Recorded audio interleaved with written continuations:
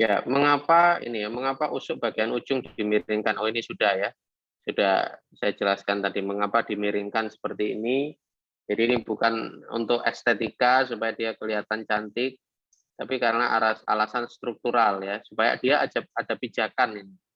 Untuk usuknya ini, dia ada pijakan, dia dipasang seperti ini. Ya, dia berpijak di cording dan jurai.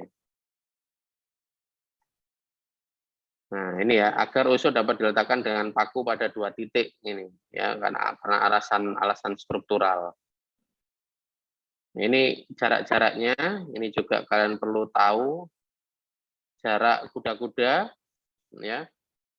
Ini karena panjang kayu secara standar itu adalah 4 meter, ya. Ini maksudnya untuk cordingnya nanti, ya, untuk cordingnya. Karena panjang kayu standar itu 4 meter, jadi jaraknya harus lebih kecil, jadi antara 3 sampai 3,5 meter, ya. Jadi kayu untuk cordingnya itu nanti dia bisa disambung, ya, bisa disambung. Dan tentunya yang paling bagus itu yang menyambungnya itu ada di mana kira-kira? Ya di tepi-tepinya ya, itu ada di ujung-ujungnya ini yang paling bagus, jadi tempat tumpuannya, sambungannya itu. Ya bisa di agak ke tengah, ya kadang disambungnya juga kayu cordingnya. Jadi jarak tersebut ini mempertimbangkan agar bentang kayu dapat stabil. Kemudian jarak usuk, jarak cording, maaf, jarak cording dulu, itu 150 cm. Ya, ditetapkan agar usuk yang ada di atasnya tidak patah saat terkena beban, ya, dari beban genteng maupun beban injakan orang yang memasangnya. Ya, nah ini juga dia punya metode penyambungan sendiri, ya, untuk usuk dan juga untuk gording tadi. Ya, kalau kayu gording yang panjang-panjang ini, dia disambungnya metodenya seperti ini. Ini sudah penuh ya. Saya beralih di sini. Menyambungnya kalau dari samping seperti ini.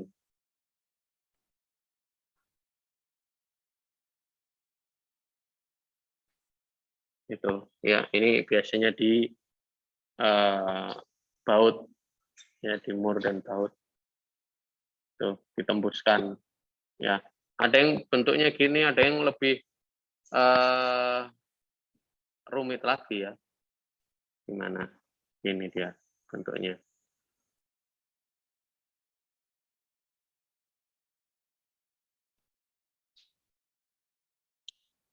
Ya, jadi ini tujuannya untuk menggigit ya, saring gini. Jadi kalau dari samping ya gimana bentuknya? Ini, terus gini, ya. Bentuknya itu. Ini kalau kemudian ini yang ke sini yang salah ya. Gimana sih? Ya ini gini. Ya. Yang atas, yang bawah dia bentuknya gini. Ini gimana saya jadi bingung. Oh, ya.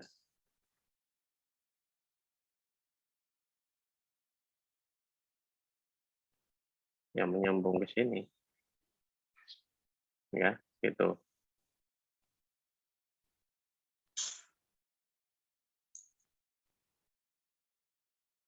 Ya begitulah. Saya bingung menggambarnya.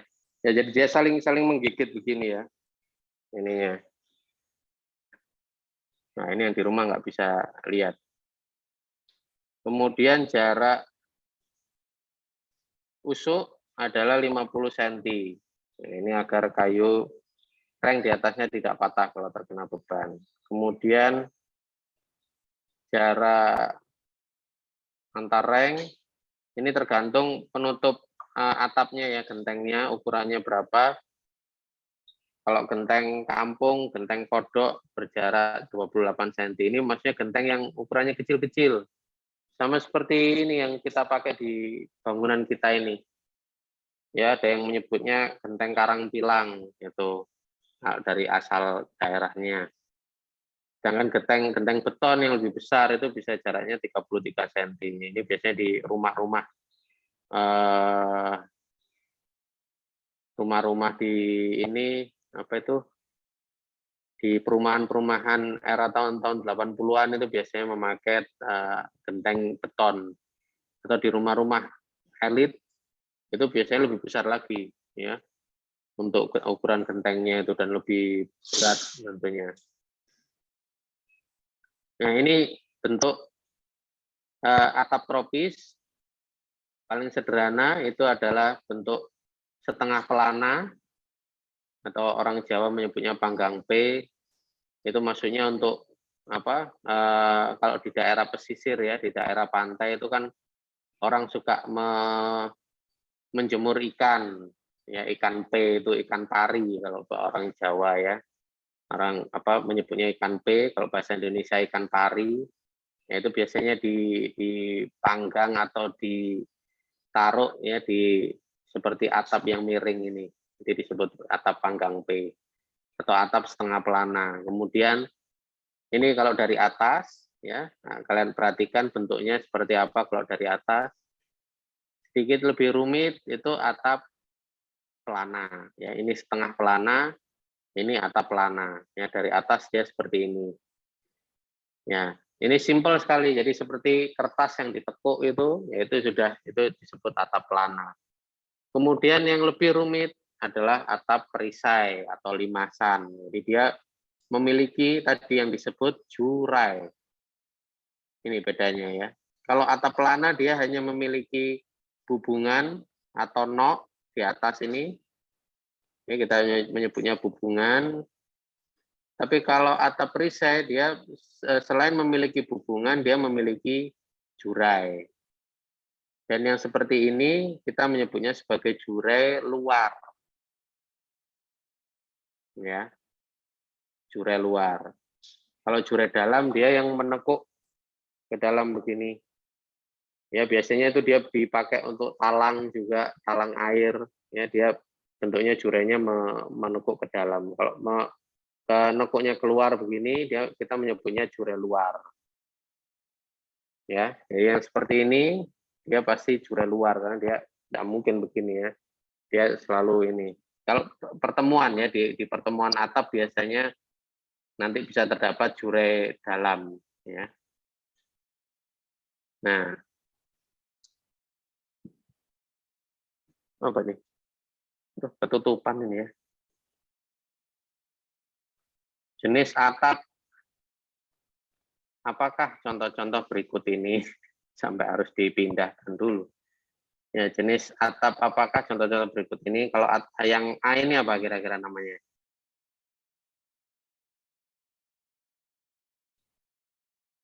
Apa? Perisai, pelana? Hah? Perisai, ya yang keras. Yang B, atap? Pelana. Yang C juga ya. Nah, kalau yang D, atap, perisai, kalau di Jawa kita menyebutnya atap tajuk ya, yang atap yang lancip seperti gunung ini langsung itu ada puncaknya lancip ini, jadi kita menyebutnya atap tajuk. Yang E atap perisai. Ya, jadi meskipun dia seperti ini ya ada jurai dalam, nah ini jurai dalam ini menyebutnya ya dia biasanya sebagai talang ya, talang air. Itu meskipun dia memiliki jurai, tapi kalau ujungnya dia seperti ini, kita masih menyebutnya atap pelana, ya gabungan atap pelana. Yang E, ya kita menyebutnya atap perisai, sama seperti ini. Ya, ini sebenarnya ada sebutannya sendiri ya untuk A dan F ini sama. Kalau tidak salah kita menyebutnya atap mansard ya untuk ya itu atap Eropa ya, asalnya itu dari sana. Gitu. Tapi rumah-rumah tradisional di Indonesia juga banyak yang memakai bentukan seperti ini, ya. Atap rumah tradisional di Batak itu bentuknya seperti ini.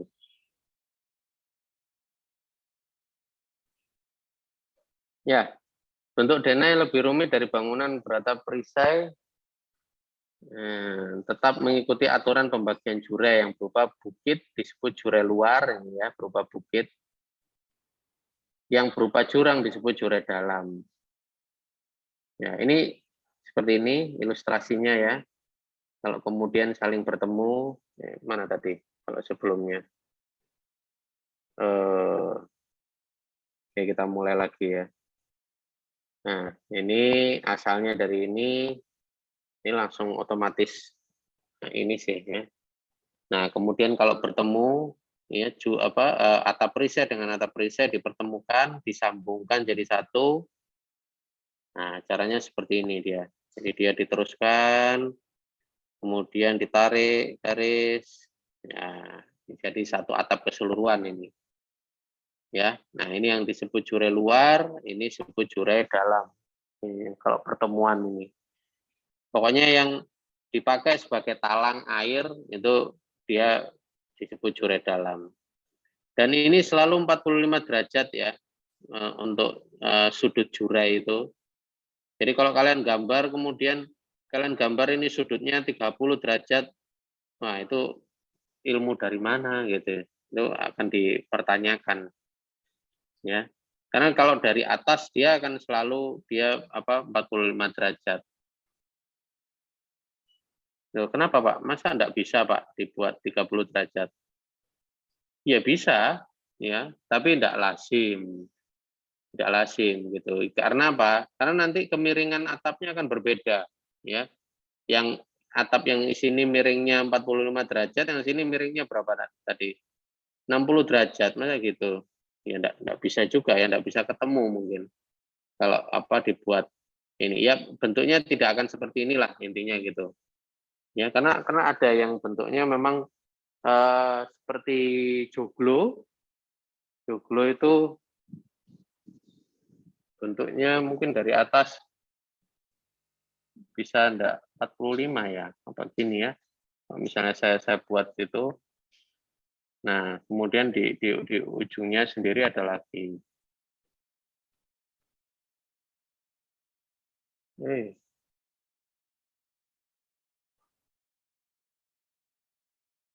Tapi ya kalian coba buat dengan 3 dimensi bisa enggak? Ya kalau misalnya sudutnya bukan 45 derajat gitu kalau dari atas. Itu saya gambarnya masih 45 derajat ya. Ya, ini bentuk alternatif bentuk atap seperti ini. Ya, misalnya kalau bangunannya U, kalau dengan atap perisai seperti ini.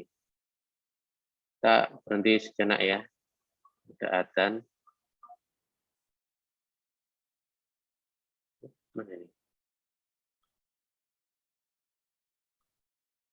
Oke, berikutnya rancangan atap tropis. Ya, ini dapat ditelusuri formula standar sistem konstruksi pada sudut-sudut jurei sebesar 45 derajat. Ini kalau dari atas ya cuma 45. Tapi kalau dari depan bisa beragam ya. Kita bisa melihatnya seperti ini, atap yang landai sekali, kurang dari 30 derajat bahkan ya. Tapi tentunya penutup atapnya akan berbeda.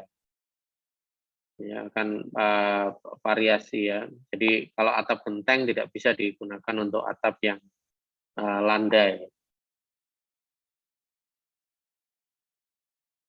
Contoh konstruksi atap kayu seperti ini. Ini prinsip konstruksinya, urutan-urutannya ya. Mulai dari ring balok, ton, bertulang, 1:2:3 itu campurannya ya. Kemudian balok nok 8:12, jurei luar, dengan kayu kamper. Kayu kamper itu jenis kayunya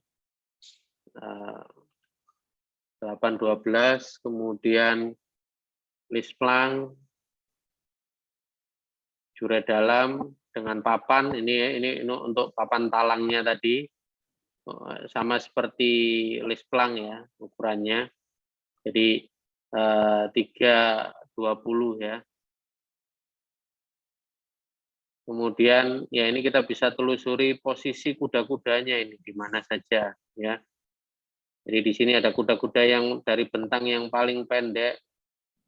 Ini kuda-kuda 3, KD3, KD2 yang bentangnya sedang. Kemudian KD1 yang bentangnya paling luas ya, paling lebar. Ini yang hitam ini tentunya merepresentasikan ring balok ya atau ring bulk. Jadi beton bertulangnya ya, ring beton bertulang. Ya, jadi seperti ini contoh konstruksinya. Kita bisa lihat dari atas juga pemasangan usuk ya sampai ke ujung atap. Itu seperti ini prinsipnya supaya dia mendapatkan pijakan struktur ya.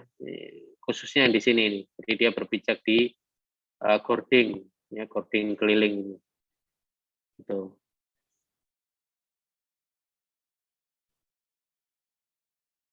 Oke, kemudian ya dari kuda-kuda ini kita bisa menelusuri bagaimana sih kira-kira bentuk kudanya itu, bukan bentuk kuda ya, bentuk kuda-kuda ya.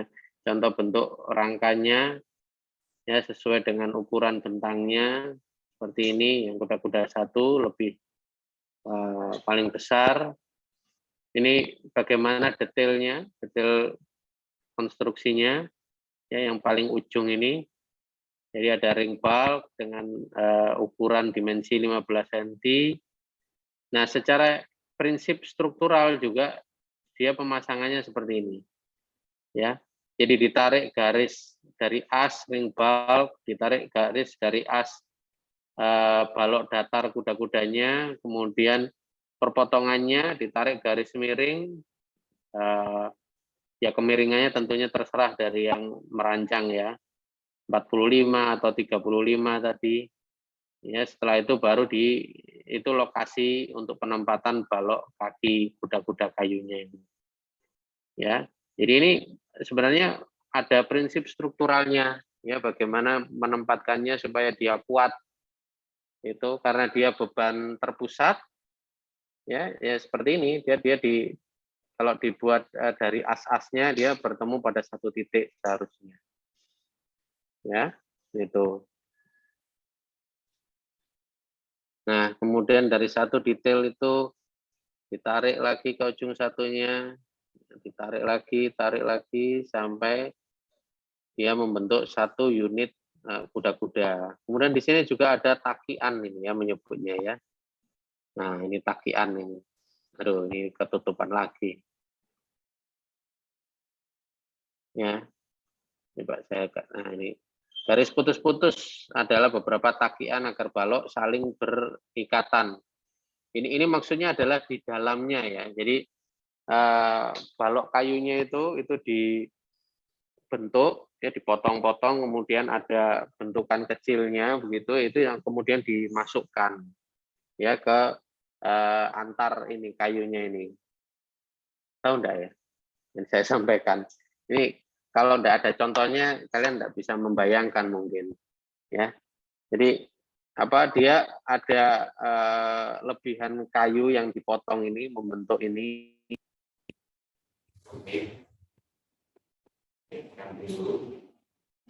Adanya ya.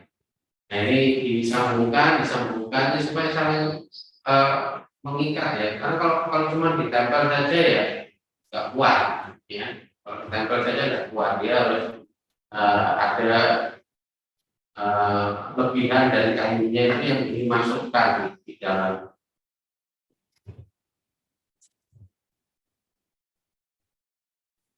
Nah, kemudian setelah itu diperkuat lagi, pasang ini. Yang namanya kayu klos itu. Ya, bantuan kayu klos, perubahan. Kemudian untuk memperkuat sambungan antar balok dibuat takian siku 2 cm pada tiap ujung ring. Agar lebih kuat melekat, sambungan antar balon diberi alat bantu dan plat besi. Diikat dengan plat besi yang disetrumkan. Ya, ini khusus untuk kuda-kuda kayu. Jadi secara detail begini, dan tentunya garis putus-putus itu seperti yang pernah saya jelaskan minggu lalu. Garis putus-putus itu untuk merepresentasikan apa? Yang tak terlihat, yang tersembunyi. Gitu. Ini berada di dalam putus itu, tapi dia ada kayu yang dia berada di dalam. Ya, ini contohnya. Nah, ini ya. Nah, ini kurang kelihatan ini detail seluruhnya. Jadi seperti ini penggambarannya. Ini notasi tanah asli. Ya, ini notasi tanah pulau. Nah, ini juga kalian perlu pahami ya. Tanah pulau dan tanah asli itu sama sebenarnya. Ya, sama materialnya maksudnya. Nah, kalau materialnya sama, kenapa kok notasinya beda, Pak? Kenapa kira-kira? Kenapa kalau materialnya sama, kenapa dia berbeda? Jadi kan pertama kan tanahnya segini nih, ya. Kemudian digali, dibentuk seperti ini, tanah galiannya. Mungkin biar lebih mau bisa lihat ya. Jadi tanah asli itu kan atau ininya ya, lahannya itu pertama ketinggiannya sekian, tapi kemudian digali, dibentuk, ya dibentuk, dibentukkan ini prisma ini, ya dari piramida terbalik ini. Kemudian setelah diberi struktur ini dan konstruksi fondasi baru kali, itu kemudian tanahnya dikembalikan, yang bekas digali dikembalikan, kemudian disebut sebagai tanah pulau. Ada yang tahu kenapa kok kemudian notasinya dibedakan antara tanah asli dan tanah pulau? Ya. Ini memang secara konvensi internasional simbolnya seperti ini. Jadi tanah pulau itu dari lurus, kemudian tanah asli dia seperti yang sama. Ada yang tahu?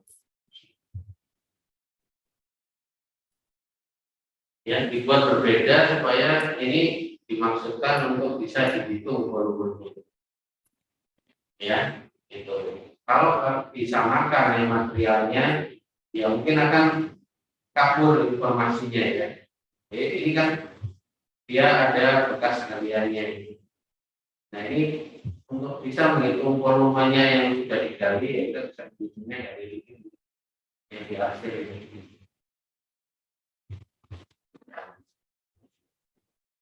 Apalagi kalau memperkirakan suaranya berpacu dengan suara besar.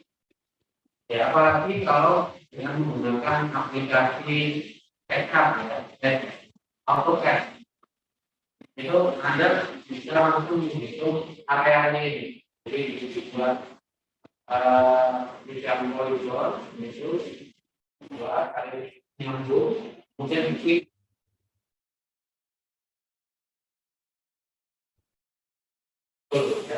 dengan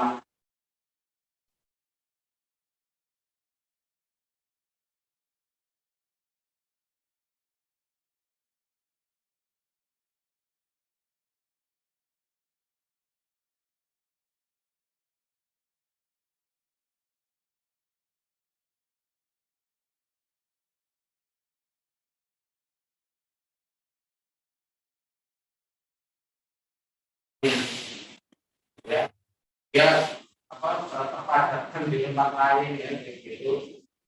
Jadi diberikan berapa besar sih tanah umurnya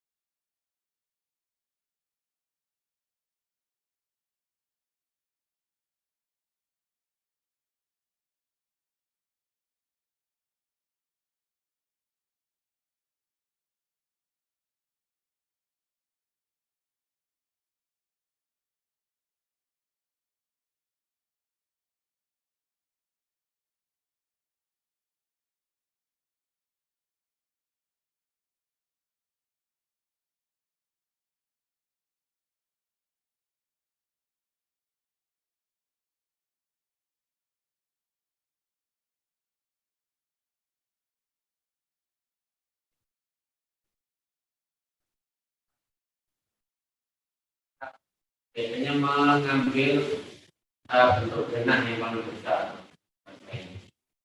Barangnya tidak terdengar. Oke, ya gimana ya? Ini kita bisa pakai. Oh, fotonya. Oke. Tidak terdengar suaranya? Ya, maaf ya, tadi AirPod-nya yang sebelah habis. Oke. Oh, kelewatan. Mana tadi?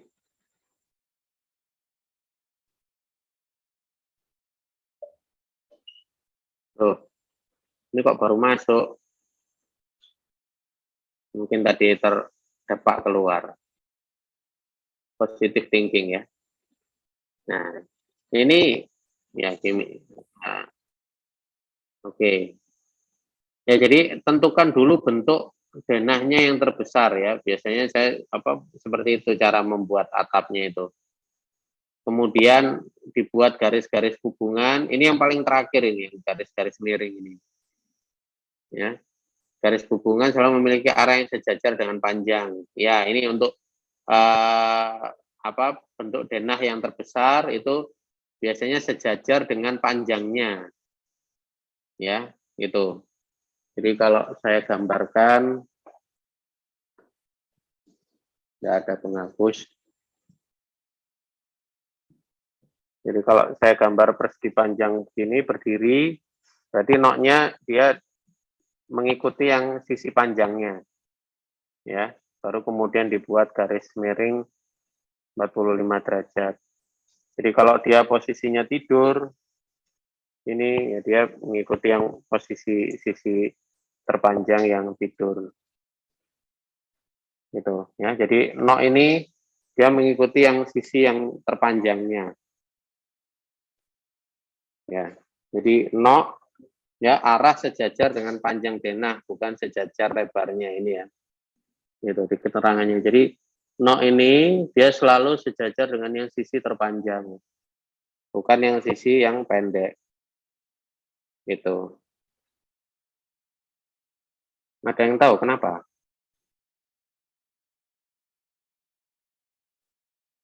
Ya, karena kalau dibuat dia sejajar dengan yang pendek, ya, itu berarti kuda-kudanya akan sangat lebar, ya, terlalu lebar. Nah, itu kan membutuhkan effort yang lebih besar untuk membuat kuda-kuda yang bentangnya lebar, ya.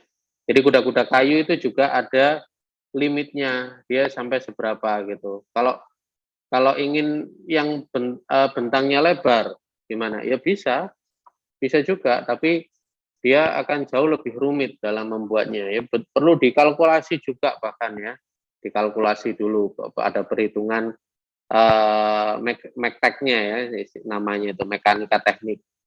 Tuh, jadi ada hitung-hitungannya dulu. Jadi bentuknya itu gimana ya bentuk kuda-kudanya itu bisa unik juga sebenarnya ya untuk yang atap yang lebar itu. Nah, ini cara menyelesaikan dua cara penyelesaian rencana atap. Ini kalian perhatikan ya. Jadi ada dua cara penyelesaian dengan talang kantong dan juga tanpa talang kantong. Nah, ini yang kurang diminati ya talang kantong itu karena dia apa? Dia rawan bocor. Nah, ini padahal hanya mengubah garisnya saja ya. Yang tadinya vertikal diubah horizontal udah jadi bukan talang kantong gitu. Kalian bisa membayangkan enggak? Jadi ini kan jadi jure dalamnya ya, jadi talang-talangnya itu tadi. Itu bukan menjadi talang kantong tadi ya, jadi pertemuan itu.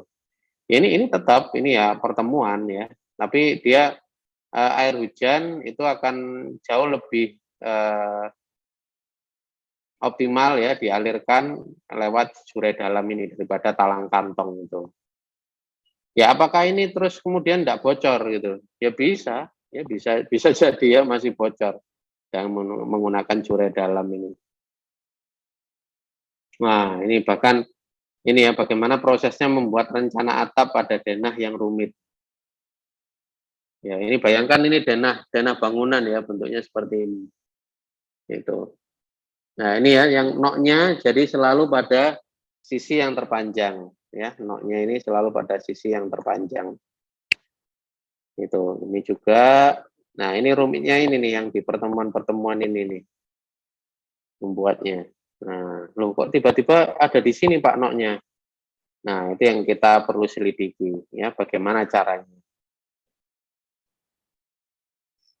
Nah, ini ya. Ini bentang terlebarnya, posisi kuda-kuda yang paling lebar ada di sini. Jadi ini dicari dulu mana bentukan denah yang paling lebar ya. Itu. Yang paling lebar, bukan yang paling luas ya, bukan yang paling luas, paling lebar. Jadi ini bentang terlebar ya. Meskipun kalau diukur luasnya, oh mungkin yang ke sini yang lebih luas, yang persegi panjang gitu. Tapi lebarnya ya itu bukan yang paling lebar. Ya, jadi ini di sini mulanya, kemudian dia berakhir sampai di sini nih. Jadi ini yang paling lebar, paling tinggi. Ya, posisi kuda-kudanya paling lebar, paling tinggi. Kalau dibuat gambar tampaknya seperti apa? Ya, tinggal ditarik garis-garis proyeksinya.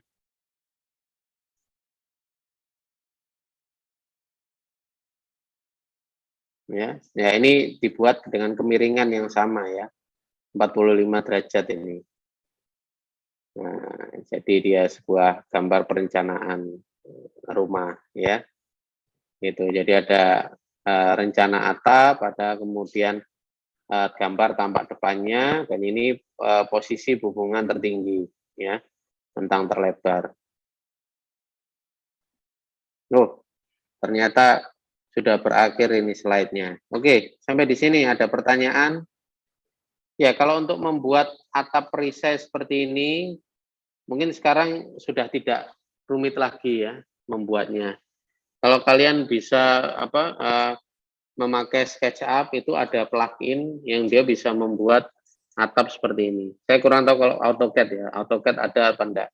Tapi yang setahu saya SketchUp ya. SketchUp itu ada pluginnya, jadi kalian cukup membuat gambar denahnya tadi, ya denah dasarnya ini dibuat dulu, kemudian tinggal diklik aja pluginnya itu, nanti dia akan yang berpikir sendiri ya, dari plugin SketchUp-nya itu. Dia yang akan membuatkan bentuk atapnya tadi.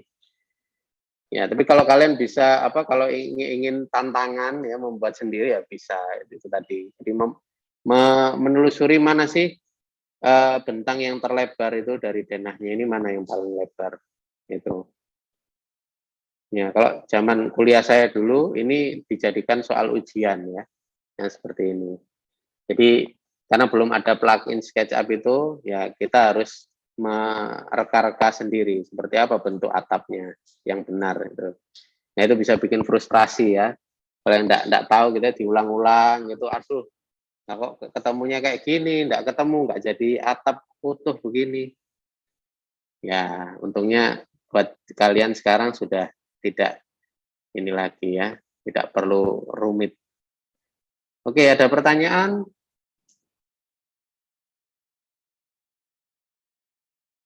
Mungkin kita perlu lihat video ini dulu ya, beberapa mana ini? Oh, enggak ada di sini. Saya ingin sharing ini nih. Ya, ini sharing ini nih. Enggak bisa ya. Share, oh ini VLC. Iya. Mulai dari pondasi.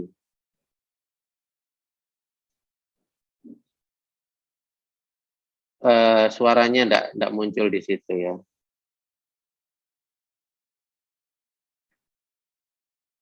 Bentar, saya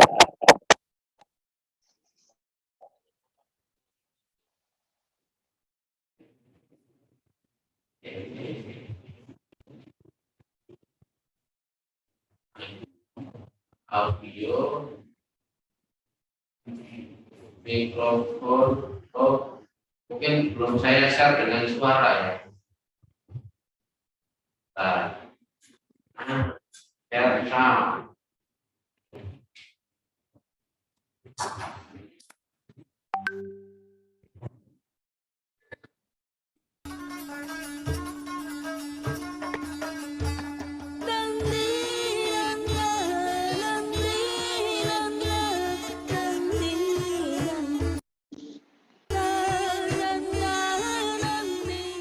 Gali lubang pondasi sedalam 80 cm dan lebar bawah 80 cm juga.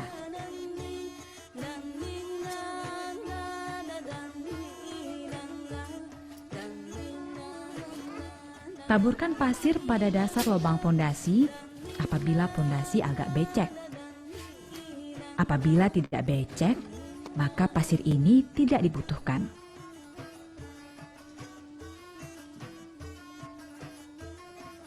Letakkan satu lapis batu kosong sebagai dasar pondasi.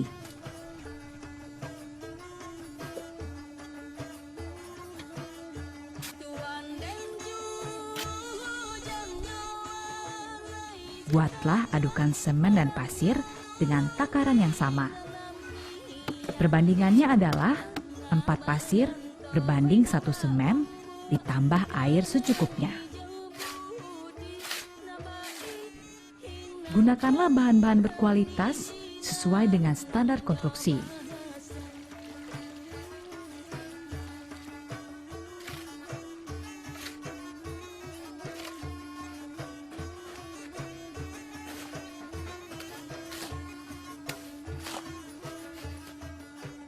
Adukan semen dan pasir diletakkan di atas batu kosong untuk merekatkan batu kosong dan batu pondasi. Ingat juga untuk menanamkan satu batang besi jangkar diameter 10 mm yang dilengkungkan tiap ujungnya ke dalam pondasi. Ya, ini besi bekel tadi ya. Ini cara menekuknya seperti ini. Jarak antara besi jangkar adalah 1 meter. Susunlah batu kali secara zigzag untuk menghemat penggunaan adukan semen dan pasir. Dan yang terpenting, untuk memperkuat ikatan batu pondasi. Ukuran pondasi, lebar dasar 60 cm, tinggi kira-kira 60 cm, lebar bagian atas sekitar 30 cm, sepanjang galian pondasi rumah. Campurlah adukan beton dengan perbandingan 3 kerikil berbanding 2 pasir berbanding 1 semen ditambah air secukupnya.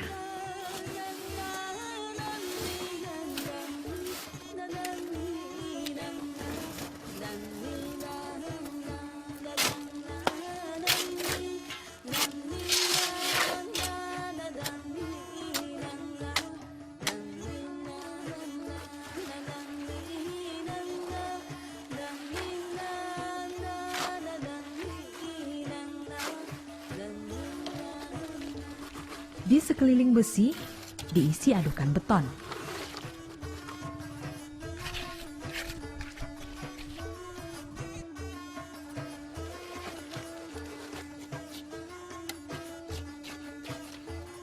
Besi jangkar ini berfungsi untuk memperkuat balok pondasi yang akan kita buat nanti.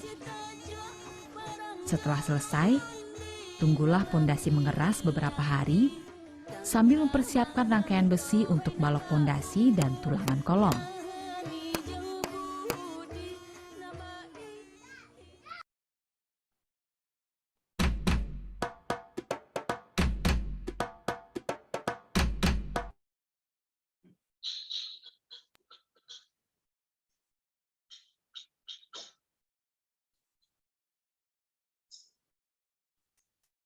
Ya, ini untuk slope-nya ya.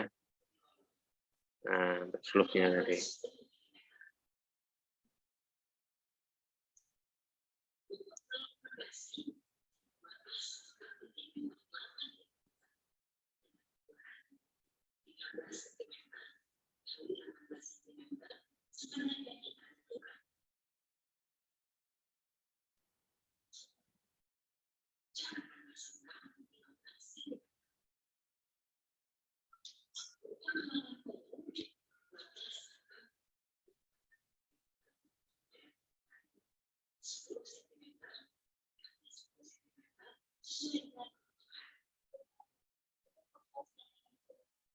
Kenapa?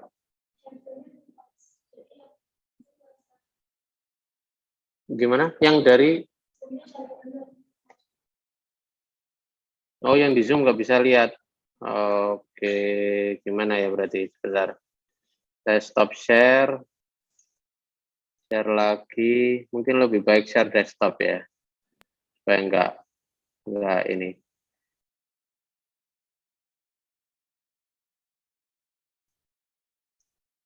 Mungkin gini ya. Coba yang di Zoom bisa lihat nggak? Harusnya nggak ada masalah ini. Jarak antar sengkang 15 Bisa, Pak. cm. Ya, bisa ya. Oke. Ikatlah masing-masing sengkang pada besi berdiameter 10 mm dengan ujungnya dibengkokkan 135 derajat atau sampai masuk ke dalam, sehingga mengikat tulangan kolom Ya, agar tidak mudah terlepas seperti apabila saya terjadi gambar goncangan. tadi ya. Penempatan Gambar saya sengkang kekecilan. dilakukan secara zigzag Nah, untuk gitu. memperkuat balok pondasi maupun kolom.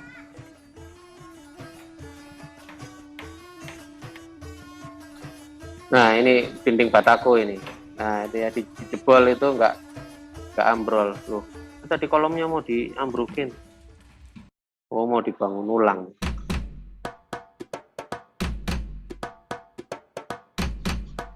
Memasang balok pondasi dan kolom.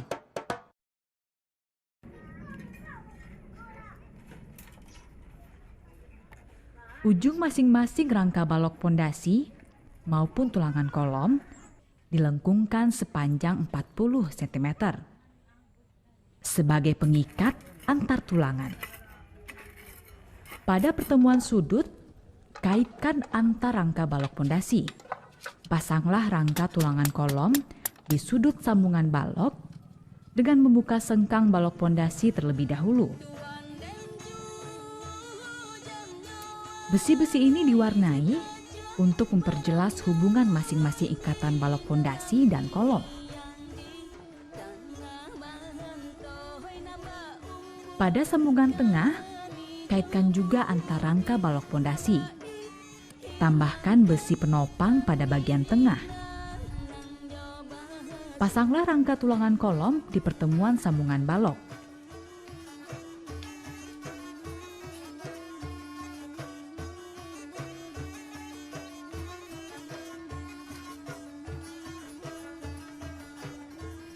Pasanglah papan acuan balok pondasi dengan ukuran 15 cm kali 20 cm. Papan itu nanti untuk mencetak ini betonnya ya. Jadi harus diberikan papan-papan untuk mencetaknya itu.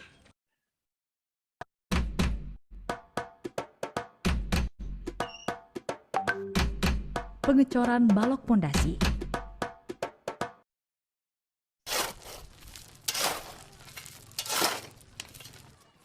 Aduklah berulang-ulang untuk mendapatkan kualitas yang baik. Ini adalah contoh adukan beton yang baik.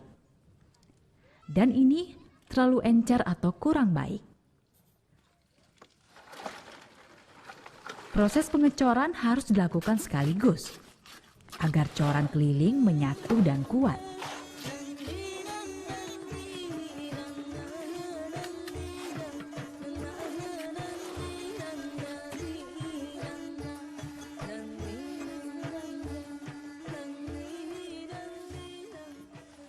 Untuk membuka papan acuan, tunggulah minimal 3 hari sampai coran benar-benar kering.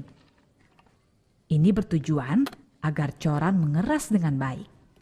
Lakukan juga penyiraman Looknya secara sudah jadi. berkala untuk menghindari penguapan coran akibat panas matahari.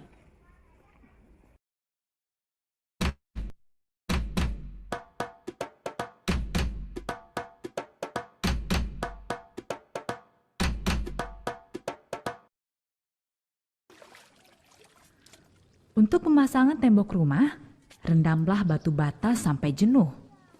Ini bertujuan agar batu bata dapat menyerap campuran semen dan pasir secara efektif. Buatlah ukuran tegak lurus dengan menggunakan benang dan pemberat sebagai acuan pemasangan batu bata. Siapkan adukan semen dan pasir sebagai perekat batu bata.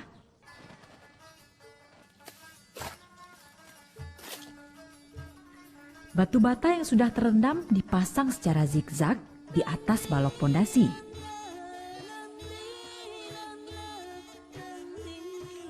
Setiap 6 lapis batu bata, pasanglah besi jangkar berdiameter 10 mm sepanjang 40 cm. Ini bertujuan untuk mengikat dinding batu bata dengan tiang kolom agar dinding dan kolom menyatu.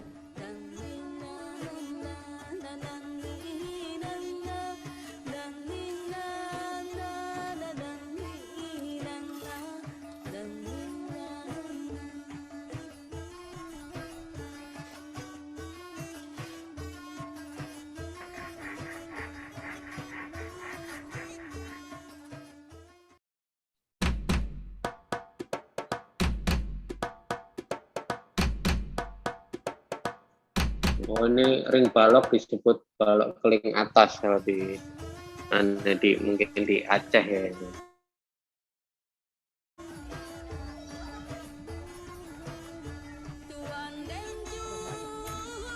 Untuk pemasangan balok keliling bagian atas, siapkan rangka tulangan besi berdiameter 10 mm dengan besi sengkang diameter 8 mm yang telah dibentuk dengan ukuran 18 cm x 10 cm. Jarak masing-masing besi sengkang adalah 15 cm. Pembuatan balok keliling ini sama dengan proses pembuatan balok pondasi.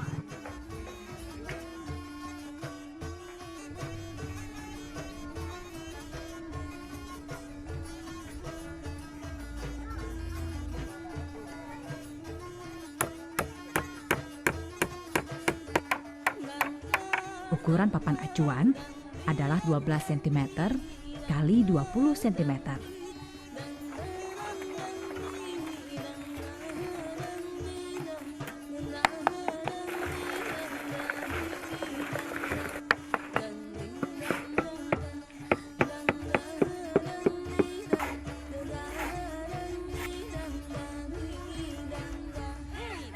Papan acuan bisa dilepas setelah 3 hari agar proses pengeringan berjalan lebih efektif. Kuda-kuda atap baru bisa dipasang setelah balok keliling betul-betul kering minimum 8 hari, agar coran balok cukup kuat untuk menerima beban di atasnya.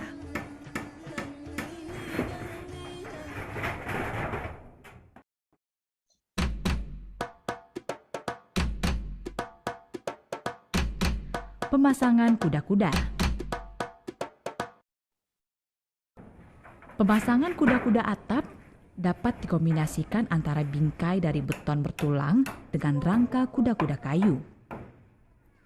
Bingkai dari beton bertulang dilengkapi juga dengan gunung-gunung atau ampik dari pasangan bata yang diplester. Standar ukuran kayu yang dianjurkan yaitu 8-12 untuk bingkainya, 6-12 untuk gording maupun pengikat kuda-kuda. Nah, ini disebut ikatan angin ya. Ini yang melintang di antara dua kuda-kuda. Ini disebut ikatan angin atau wind bracing nama bahasa Inggrisnya ya. Ini supaya antar kuda-kuda satu dengan yang lainnya ini saling diikat agar ya lebih kaku lah ya. Jadi digunakan ikatan angin ini. Dan tadi di awal itu yang menarik dijelaskan kalau kuda-kudanya ini bisa dikombinasikan dengan kuda-kuda beton. Ya, jadi memang kuda-kuda itu tidak harus dari kayu kalau untuk bangunan sederhana, bisa dari beton. Yang kemudian ada juga yang disebut kuda-kuda gewel. Nah, kuda-kuda gewel ini dia dari kekuatannya dari dinding sebenarnya. Ya, dari dinding yang dia dibentuk segitiga, biasanya di sisi-sisi terluarnya, yaitu dia nanti digunakan untuk menopang gording. Ya, biasanya kuda-kudanya juga masih ada tapi sedikit yang dipakai.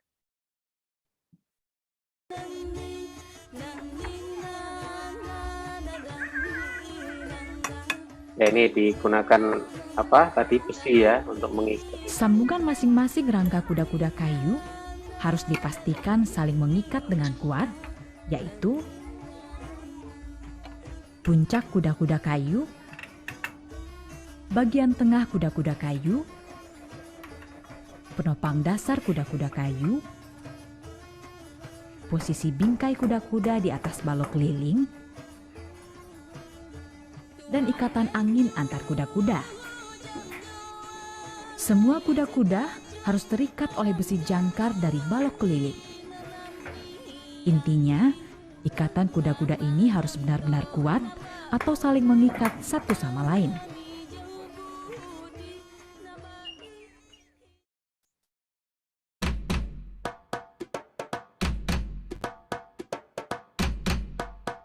Ini video terakhir ya.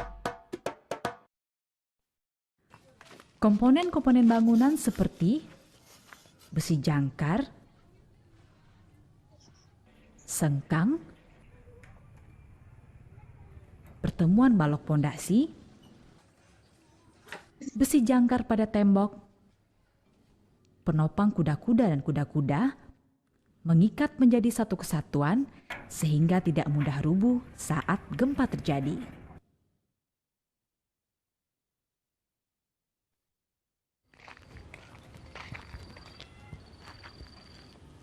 Sepertinya kita harus membangun rumah yang lebih aman ya, Pak. Benar, Nak. Walaupun sedikit lebih mahal, kita harus pastikan bahwa kita aman pada waktu bencana.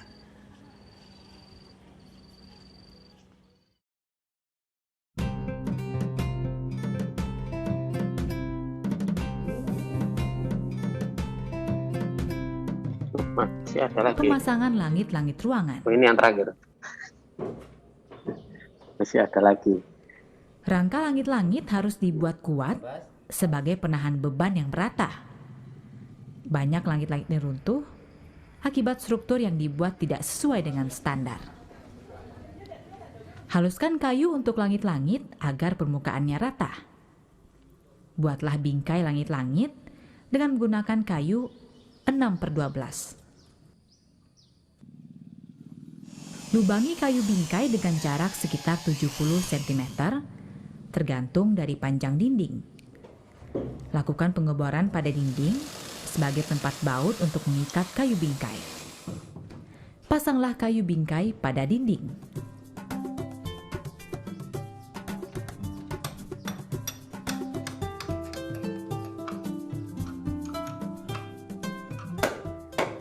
Buatlah beberapa dudukan kayu dengan menggunakan kaso 5/7. Panjang masing-masing kaso adalah 30 cm.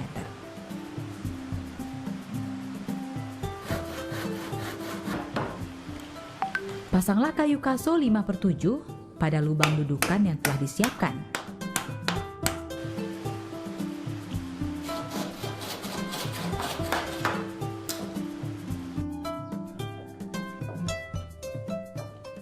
Untuk penempatan kayu kaso yang melintang, buatlah dudukan pada kayu kaso dengan jarak sekitar 60 cm.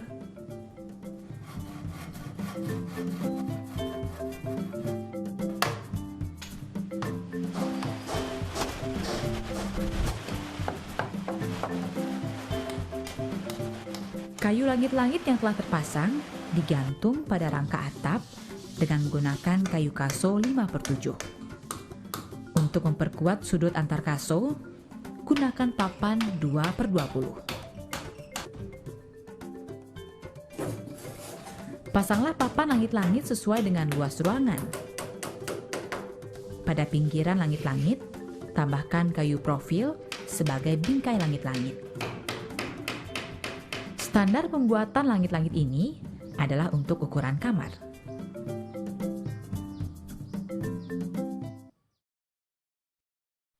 Ya, oke. Ya, sudah selesai materinya. Silakan kalau ada yang ingin bertanya.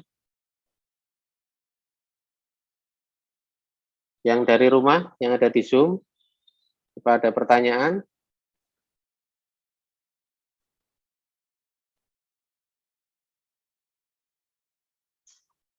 Tidak ada? Ya, ini saya masih menunggu kabar dari Pak Kris ini untuk tugasnya ya.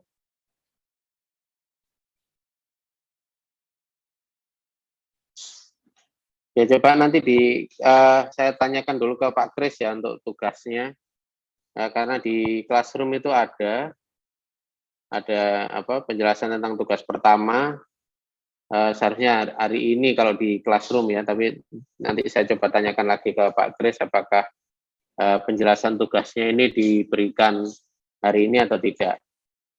Baik, kalau tidak ada pertanyaan, saya akhiri kuliah siang ini. Terima kasih atas perhatiannya, baik yang ada di kelas maupun yang ada di rumah.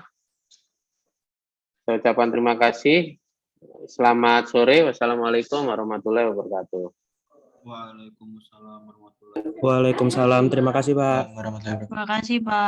Terima kasih, Pak. Sama-sama.